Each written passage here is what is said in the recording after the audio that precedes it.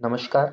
आज का हमारा विषय मेल मर्ज है, जो कि बहुत ही ज़बरदस्त और बहुत ही पावरफुल टूल है हमारे पास।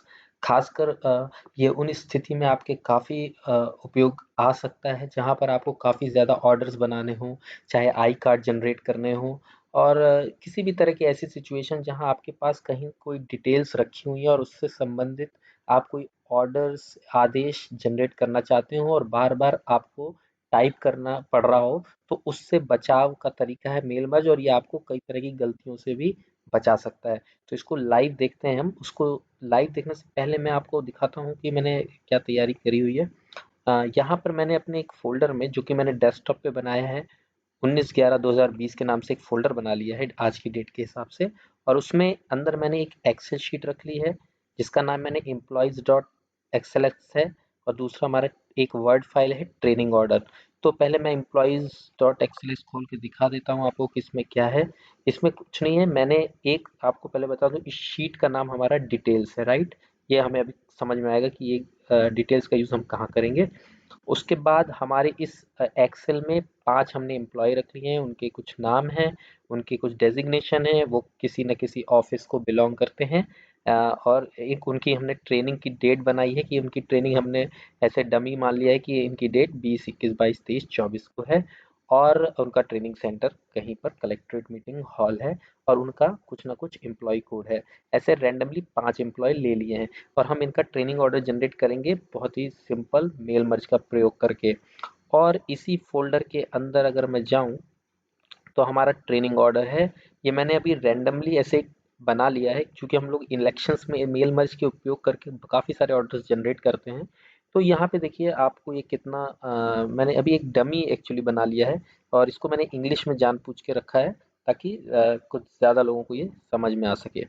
तो ठीक है, ऊपर मैंने ऑफिस का कुछ नाम लिख दिया है, कोई डिस्ट्रिक्ट इलेक्शन ऑफिस है एग्जाम्पल के लिए, मैंने डिस्ट्रिक्ट एक्स वाई जेड कोई ऐसे ही ले लिया है। इसमें फिर उसमें कोई कहानी लिख दी है थोड़ी बहुत कि क्या क्या है, जो भी लेटर में लिखना हो, इससे कोई फर्क नहीं पड़ता। और नीचे एक टेबल बना ली है मैंने, और टेबल हमारे लिए इंपॉर्टेंट ये टेबल है, और ऊपर का कंटेंट और नीचे का कंटेंट और जो ऑफिसर ऑर्डर जनरेट कर रहे हैं वो उनका यहाँ पे जो सील साइन आता है और यहाँ पे उनके साइन आ जाएंगे।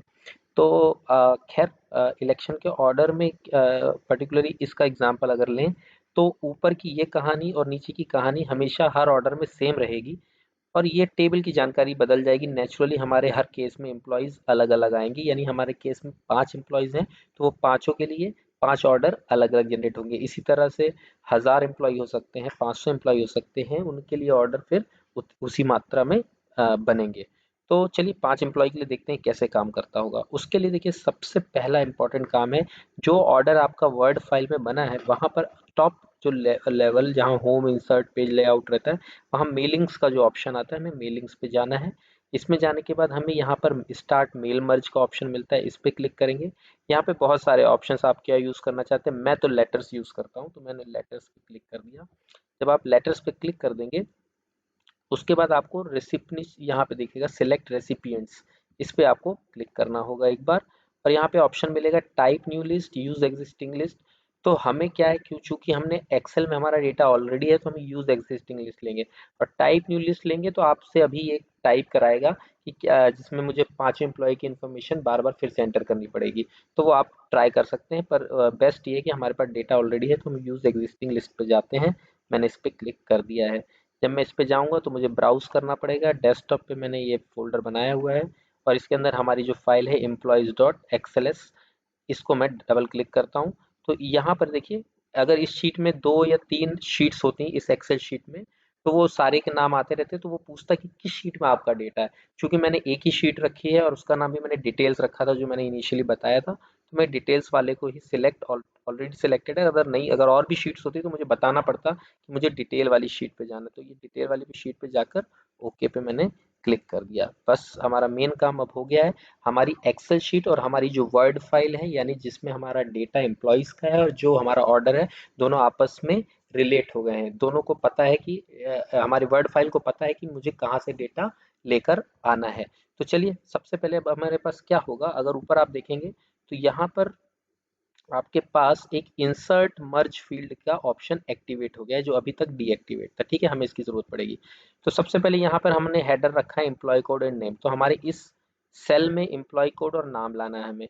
तो हमें क्या करना होगा, हमें यहाँ पे क्लिक करना होगा ताकि हमारा कर्सर जो है वो यहाँ पर आ जाए। उसके बाद इंसर्ट मेल फील्ड पे क्लिक करने के बाद हम यहाँ पे एम्प्लॉय कोड, देखिए जितनी भी फील्ड्स हैं आपकी वो सारी यहाँ पे आने लगेगी। तो हमें सावधानी पूर्वक उसको सिलेक्ट करना होगा, अदरवाइज एम्प्लॉय कोड के नीचे मैं डेजिग्नेशन ला दूं, ऑफिस नेम ला दूं, तो वो गलत हो जाएगा। तो अभी फिलहाल के केस में मैंने एम्प्लॉय कोड पे क्लिक कर दिया, तो देखिए यहाँ पे कोड लिख के आ गया एम्प्लॉय कोड।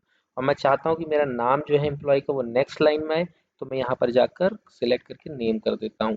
इसी तरह नेक्स्ट हमारा जो कॉलम है उसमें डेजिग्नेशन और ऑफिस रखना है। इसको हम अलग अलग कॉलम में भी रख सकते थे, ये आप पे है, आप कैसे डिजाइन करते हैं। डेजिग्नेशन पे भी जाके मैं डेजिग्नेशन पे क्लिक कर दूंगा, फिर नेक्स्ट लाइन में जाकर मैं ऑफिस नेम पे क्लिक कर देता हूँ। ट्रेनिंग डेट में जाकर यहाँ से मैं ट्रेनिंग डेट ले लेता हूँ। ट्रेनिंग प्लेस में ले जाकर मैं ट्रेनिंग सेंटर ले लेता हूँ। तो देखिए हमारा काम अब रेडी है। अब इसको आप चाहें तो यहाँ से मैं फॉर एग्जांपल अगर मैं चाहूँ तो इसको आगे पीछे ऐसे सेंट्रलाइज कर सकता हूँ, यानी फॉर्मेटिंग पूरी चलेगी। या मैं चाहता हूँ कि एम्प्लॉय कोड जो है वो बोल्ड आए, तो मैं इसको कंट्रोल बी दबाऊंगा तो ये बोल्ड हो जाएगा। मतलब एवरीथिंग आप जो करते हैं वर्ड फाइल में वो सारी चीज़ें यहाँ पर कर सकते हैं।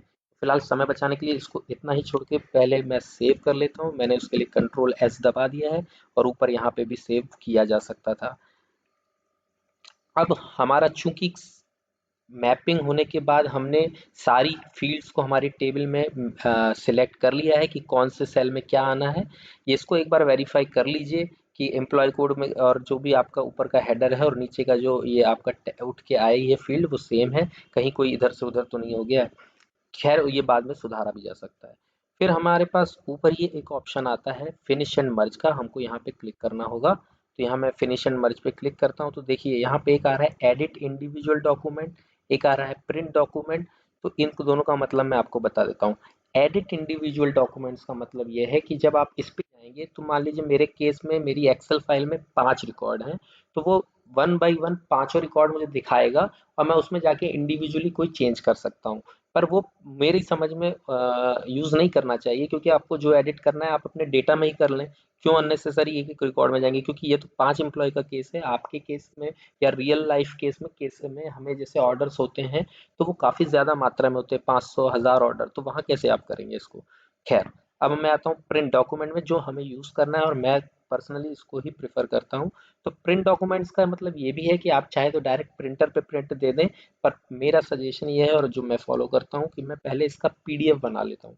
तो मैं पहले इसका पीडीएफ बनाने के लिए प्रिंट डॉक्यूमेंट पे क्लिक करता हूँ, और देखिए वो पूछ रहा है कि आपको कौन सा प्रिंट चाहिए, सारे पेजेस चाहिए, या करंट रिकॉर्ड यानी करंट वाला जो रिकॉर्ड है उसको चाहिए, या फ्रॉम और टू चाहिए। तो हम अभी ऑल कर लेते हैं। यहाँ से आप देख सकते हैं कि मैं सेकंड और फोर्थ, सेकंड थर्ड से फोर्थ तक चाहता हूँ या जो भी चाहते हैं, लेकिन मैं फिलहाल ऑल पे ही रह के ओके पे क्लिक करता हूँ। तो यहाँ पे ऑप्शन आपको दे देता है प्रिंट का, यहाँ से कोई प्रिंटर आप चाहें जो मैप्ड हो उसको यूज़ करके डायरेक्ट प्रिंट कर सकते हैं। पर मैंने अभी एक क्यूब पीडीएफ राइटर मतलब एक पीडीएफ बनाने के सॉफ्टवेयर को इंस्टॉल कर रखा है सिस्टम में, तो ये पहले पीडीएफ बनेगा। तो चलिए पहले पीडीएफ बना लेते हैं, और मैं ओके बटन पे क्लिक करता हूँ। तो थोड़ा सा ये समय लेगा नंबर ऑफ रिकॉर्ड्स के हिसाब से, तो उसको वो समय लेने देते हैं। तब तक मैं वीडियो को थोड़ा सा, चलिए आ ही गया है तो रोकने की ज़रूरत नहीं है। तो मैं इसको डेस्कटॉप पे ही सेव कर लेता हूँ उसी हमारे फ़ोल्डर पे जिसमें हम काम कर रहे थे, और इसका नाम दे देते हैं ट्रेनिंग ऑर्डर डॉट पीडीएफ। देखिए सेव करते हैं और देखते हैं जाकर हमारे फ़ोल्डर में कि क्या हुआ इसके साथ। तो ये ट्रेनिंग ऑर्डर डॉट पीडीएफ है, इस पे क्लिक करके देखते हैं कि एग्जैक्टली हुआ क्या।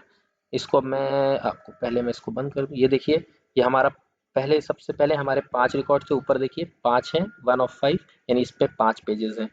ऊपर की कहानी यही है। अब देखिए पहला रिकॉर्ड आ गया 501 एम्प्लॉय कोड जो कि बोल्ड है।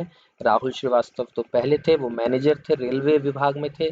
उनकी ट्रेनिंग जो है 20/11 को थी। इसमें ट्रेनिंग डेट का फॉर्मेट ये आ रहा है, इसको आप एक्सेल्स में मेंशन कर सकते हैं, क्योंकि वो डेट फॉर्मेट में आप उसको टेक्स्ट फील्ड बना देंगे तो ये सही हो जाएगा, कोई इशू नहीं।